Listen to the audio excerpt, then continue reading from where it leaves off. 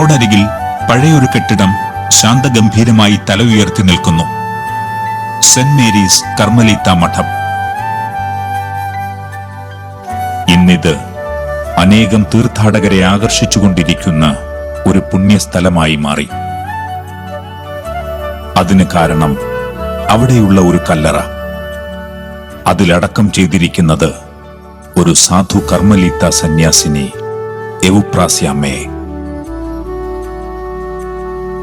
അറിയപ്പെടാത്ത ഒരു പുണ്യവതിയാകാൻ ആഗ്രഹിച്ച് അക്ഷരാർത്ഥത്തിൽ ഒളിക്കപ്പെട്ടൊരു ജീവിതം നയിച്ച എളിയൊരു കർമ്മലീത്ത സന്യാസിനിയായിരുന്നു വിശുദ്ധ എവുപ്രാസ്യ. 25 വർഷങ്ങൾക്ക് മുൻപ് 1900 മെയ് 24-ന് അമലോത്ഭവ മാതാവിന്റെ ഈ മഠം സ്ഥാപിക്കുകയും അന്ന് തന്നെ വിശുദ്ധ എവുപ്രാസ്യ നിത്യവ്രതം അനുഷ്ഠിക്കുകയും ചെയ്തു.